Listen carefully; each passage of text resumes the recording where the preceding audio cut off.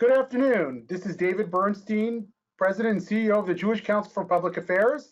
Welcome to this edition of the CRCast, a bi-monthly webcast on Jewish advocacy issues for our Jewish community relations field. I'm really honored to have with us today Jerry Silverman, President and CEO of the Jewish Federations of North America. Jerry has been in this job for over a decade and is soon leaving us, and we thought this would be an amazing opportunity to debrief with Jerry about his learnings through this past decade and his work in Jewish federations.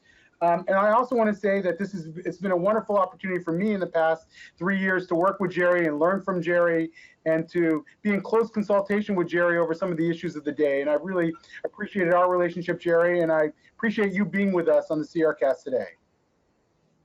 David, it's a pleasure, and the feelings are mutual, and really appreciate the efforts and the work of JCPA and the impact that you and the JCRCs have around the country. And it's also a real privilege now to have JCPA as upstairs neighbors.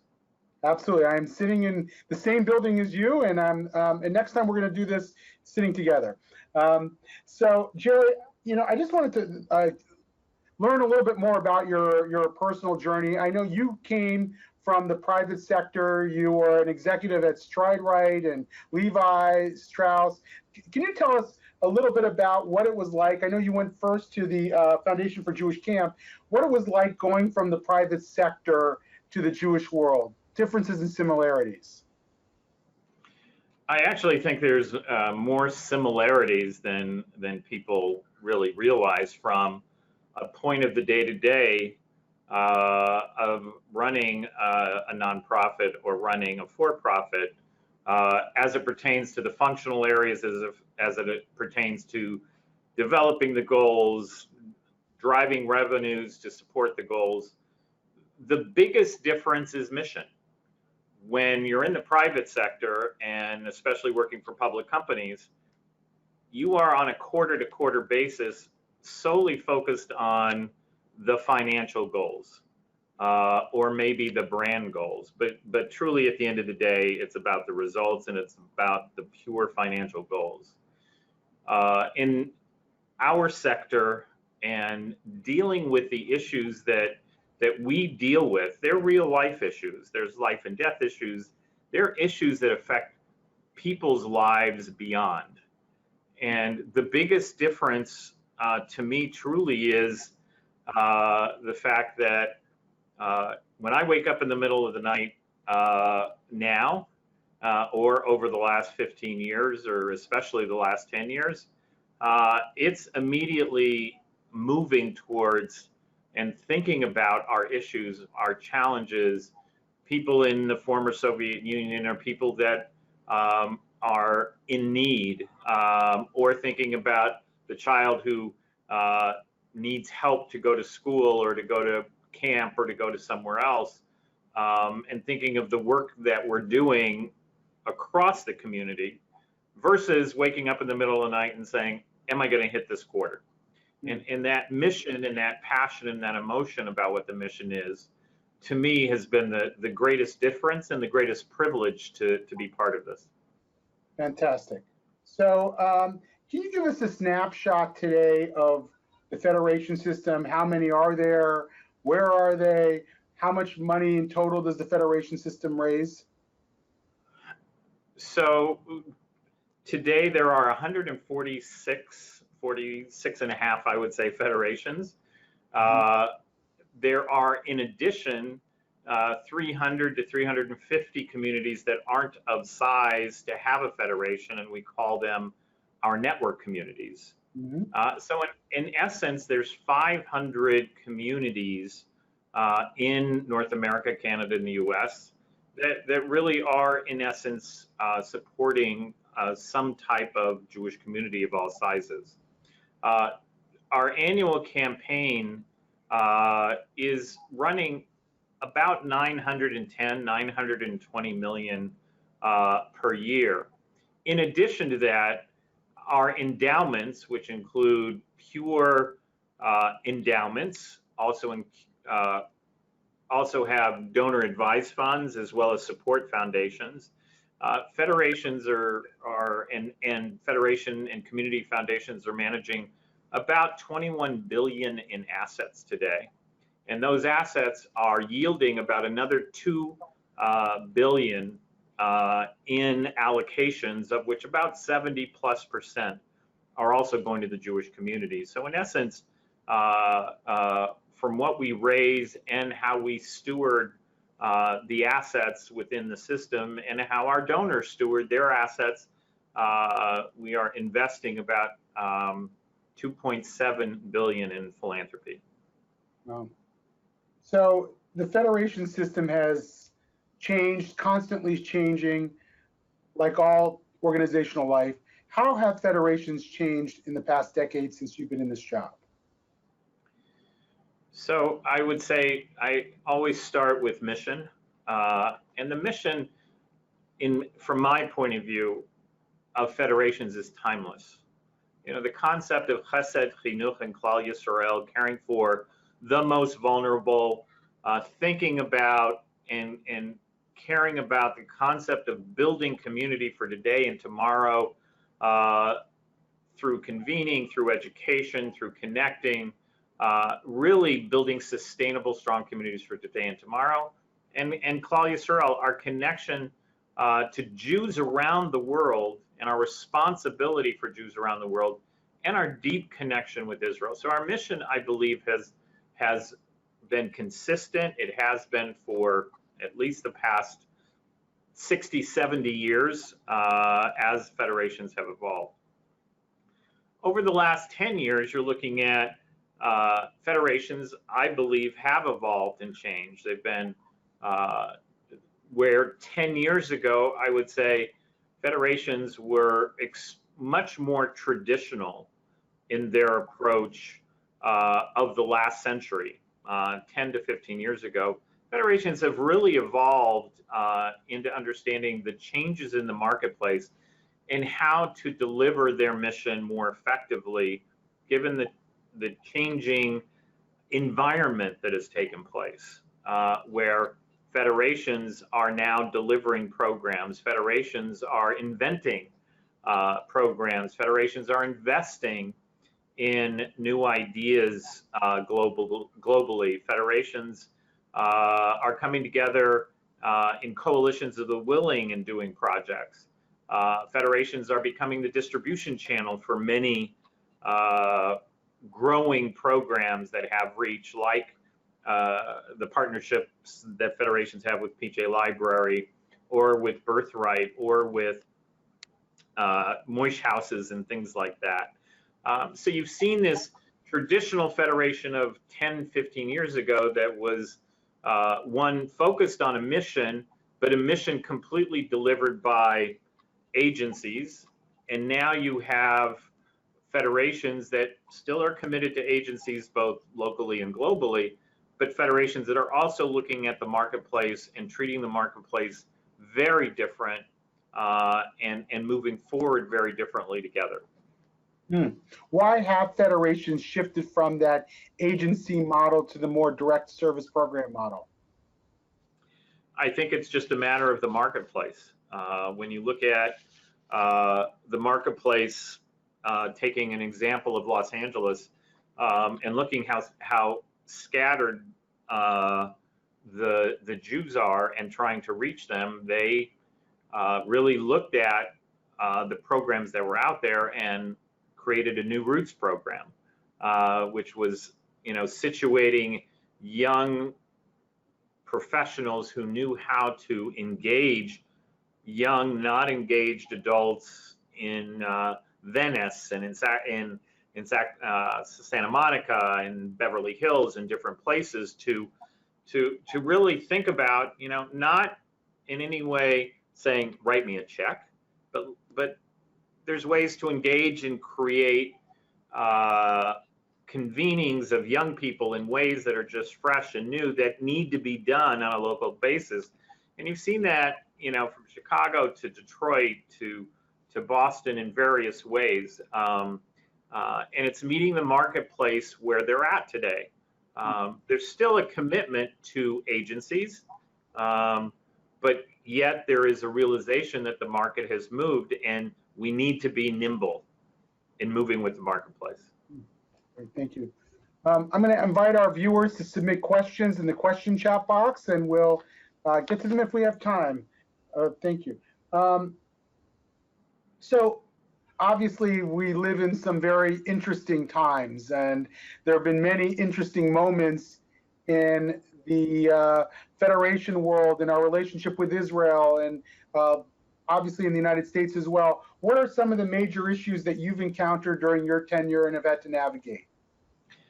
So coming aboard in September of 2009, the financial crisis obviously was on the hit parade of real challenges that the entirety of the community faced. What was really fascinating, visiting 55 federations in my first 13 months in communities, was that most of the community and the community institutions looked to the federations to provide the convening, to provide the leadership and the connections to say, how do we get through this, and how do we get through this together, which was really fascinating.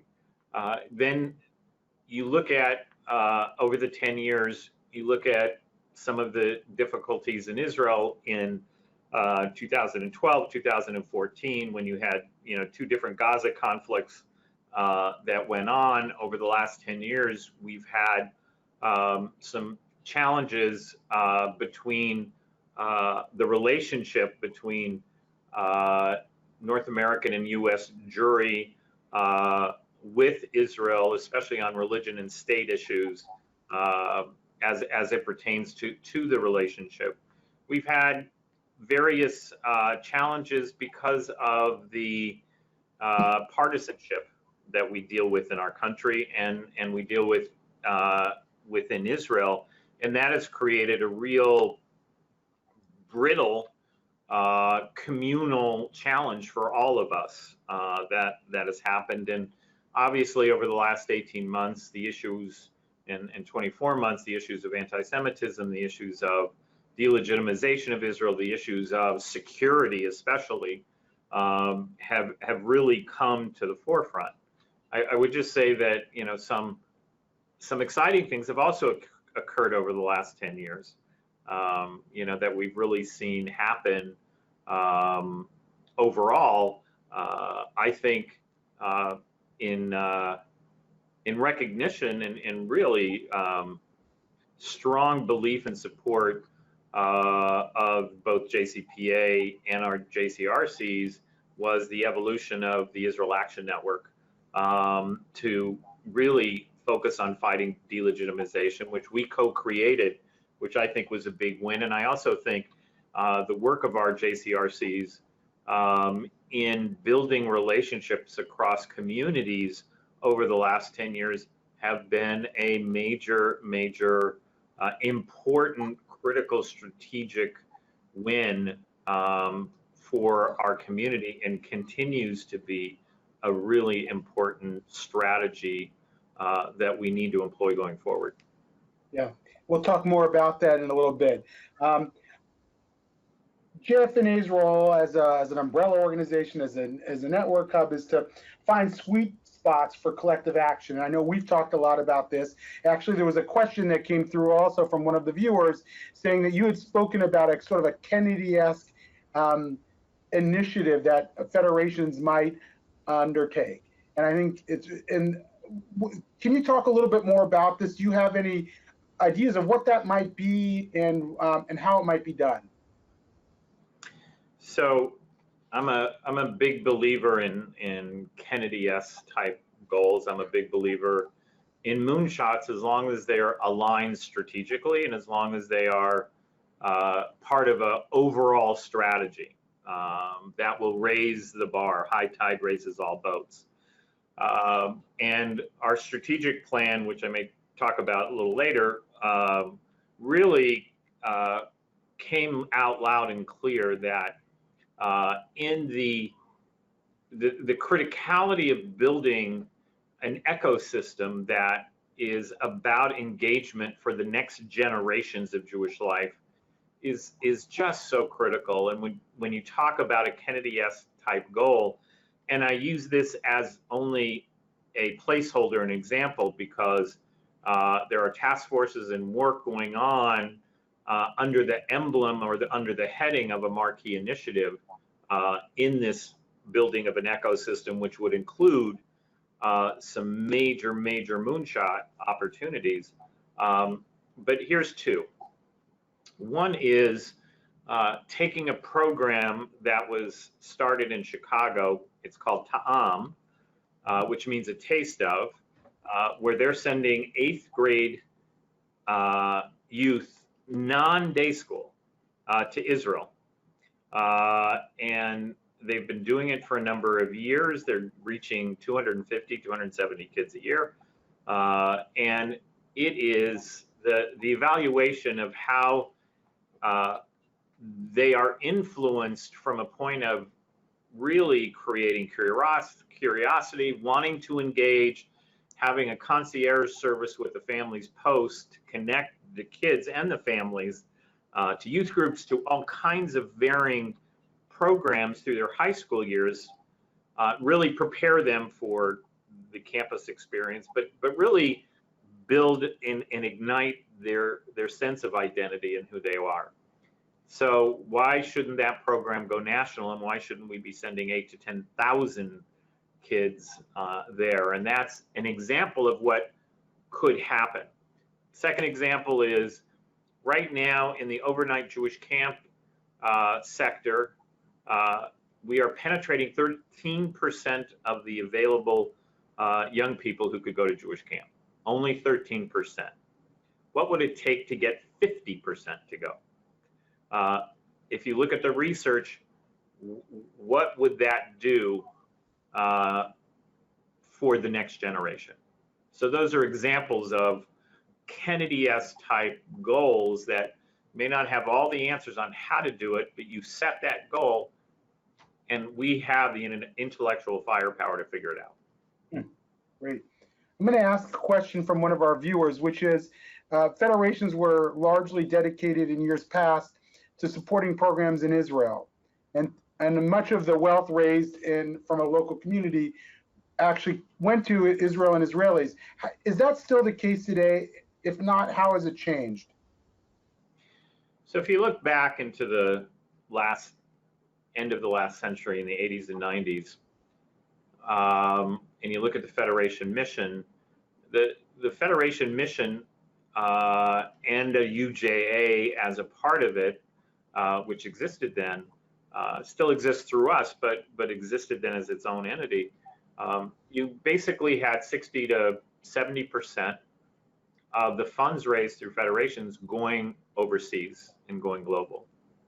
But as Israel became stronger and stronger, startup nation occurred, etc., and you looked at the challenges in really trying to elevate and sustain community here in North America, that has shifted to about a 75-25. It varies by community, but $75 are staying, 75% of the dollars are staying locally and nationally versus 25% now supporting the overseas agenda. So, you know, that's been a shift over time, but it's also based on the changing dynamics and the strength of Israel and versus the US. Now, the one piece to the puzzle is when we and our federations invest in Israel, it's about people to people. It's through their 50, 70 partnership cities that our federations have across Israel and across Eastern Europe. It's really focused on the people to people connection and support. It is, you know, that is exactly our focus. You know, when we talk about Kol Yisrael Arevim Zeh B'Zeh, that we have a responsibility for each other, whether it be in Israel or outside of Israel in other countries, that's where the federation's investment go. So JFNA just completed a very significant strategic plan, and I've been privy to some of those results, and it sounds very exciting. Can you give us some of the highlights moving forward? So it was a fabulous process led by the Bridgespan Group, which is a subsidiary of Bain Capital, who worked with us on really developing this strategic process. And there were some real learnings and real wins out of it. So the learnings and the strategies going forward is, and thinking about it from a sense of the newness is, number one is talent. That it was recognized that from a point of the federations and the Jewish sector overall, that the talent quotient and investing in talent, from acquisition to development to sustainability to the C-suite across the board, has to be a number one foci of ours. And so one of the outcomes has been to really put some significant emphasis and resources and thinking behind what does that mean on a go-forward basis over the next few years. The second piece and key priority I mentioned before is really developing what we termed, and we're going to probably change the term, of the marquee initiative, but it's much broader than that. It's really thinking about the next generations and how do we truly engage the next generations in Jewish life as it pertains to our communities, and how do we measure that success over the next 10 years. And within that ecosystem, how can we create or take something that we know is significant and take it to a whole nother level in a Kennedyesque type goal. And so one of the excitements is to say, okay, we're going to look at this ecosystem, but there's going to be different points in the journey where we're going to really pop it in a big, broad, strong way, where we know the results will really yield significant thickening of identity and Jewish connection, etc. Thirdly, we realized that as a system, probably as a whole sector, but as a federation system, we are behind the 8 ball when it comes to business intelligence and business analytics. If you look at what's going on in the marketplace, from the tech sector, from the sports sector, to almost any sector that we are involved in, data analytics is really leading the way in giving and grabbing information and using data, hard data, to really support decision making.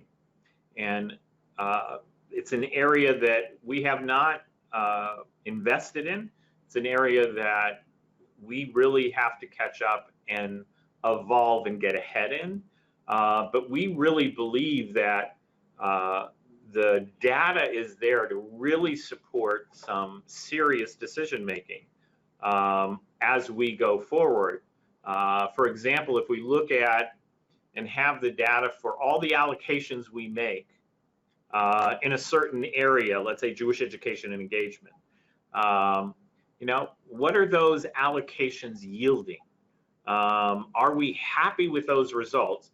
Is there allocations that are having a stronger impact than other allocations? So business intelligence is another area that is significant. And fourth is really looking at our services of support, our representation, and key areas that we have to deliver to our federations, whether it's our Washington office, whether it's our Israel office, whether it's support and marketing, or FRD, whether it's our National Women's Philanthropy or Young Leadership Cabinet, Israel Action Network as a piece, our partnerships with key agencies that we have.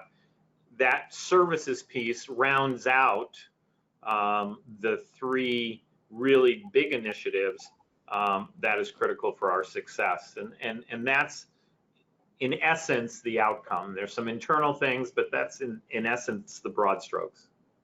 And we know as you get better at that, we will as well. The community relations field will become stronger as well. So obviously we'd be remiss if we didn't discuss community relations and Jewish community relations councils, many of which are branches of their federation, if you aren't. How do federations today view the community relations agenda and their JCRCs? I believe that the CRCs or the JCRCs today, if they're not, have to be integral to the strategy of the Federation. The Federations, as we're seeing a splintered marketplace and as we're seeing so much challenge that is taking place in our communities, not just in the Jewish community, but in other communities.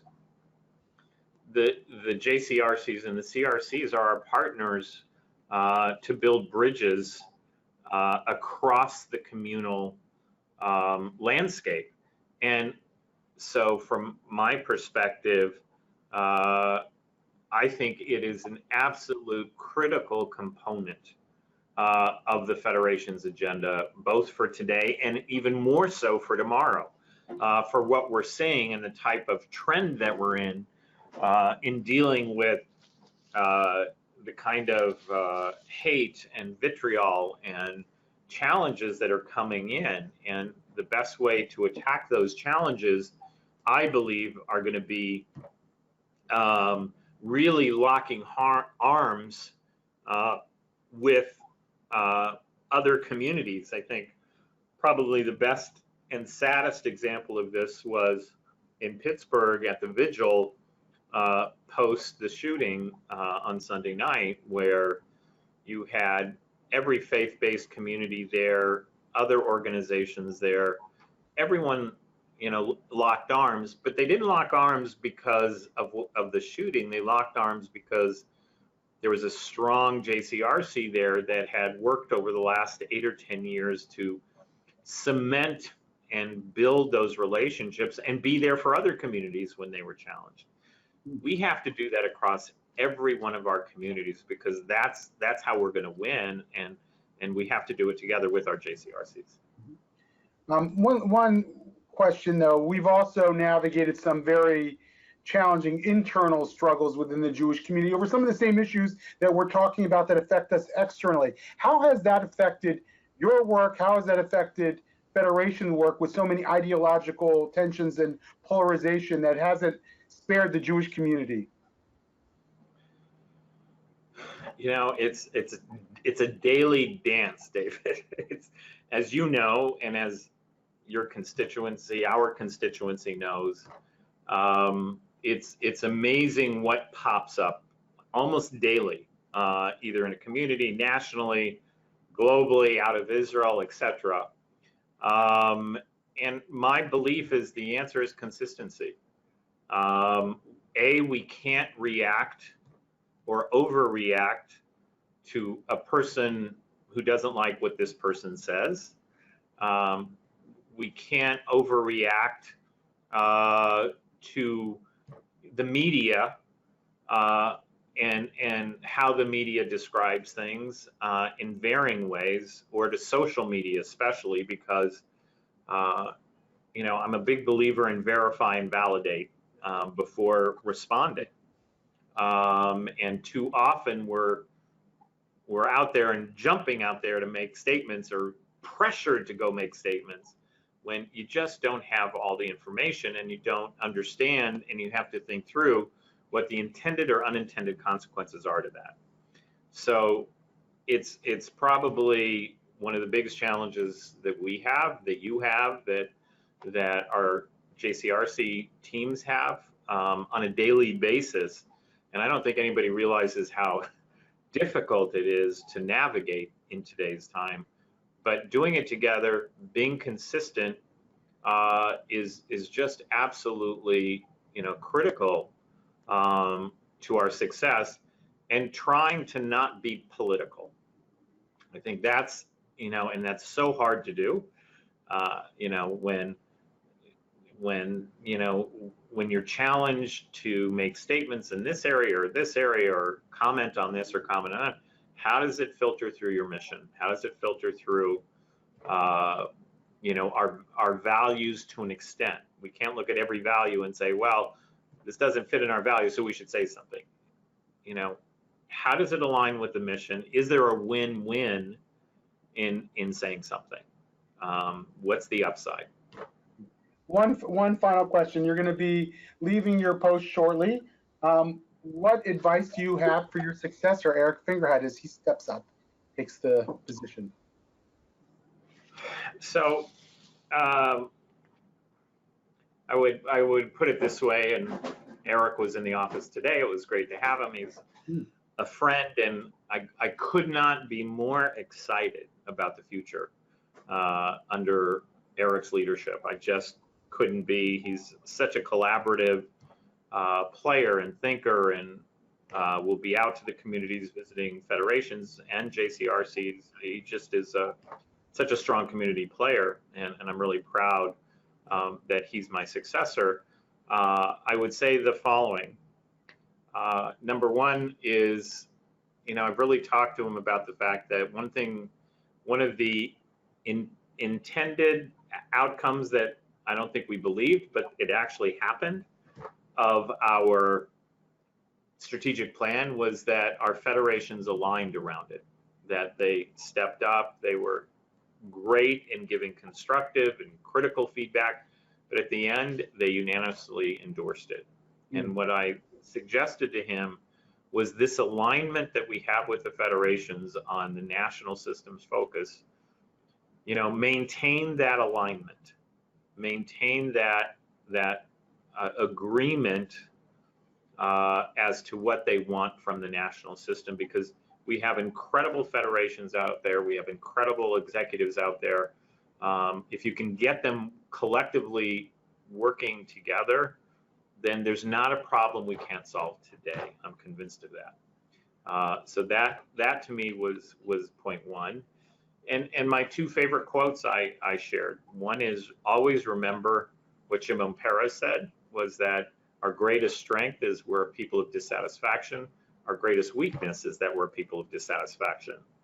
And know that both sides of that is going to come to you every single day.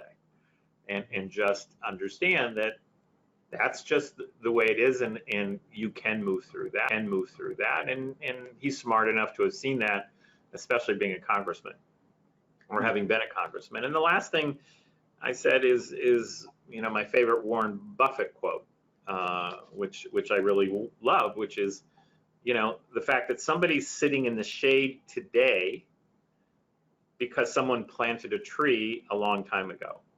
And I said, it's your time to plant the seeds for the trees of the future. So keep that in mind. Well, Jerry, thank you so much for your service to the Jewish people.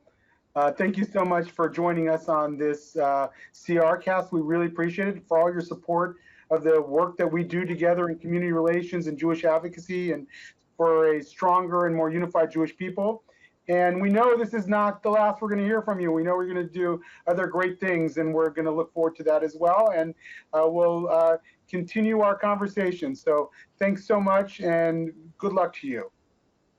Thank you, David, for all you and all the professionals in the JCPA and JCRCs do.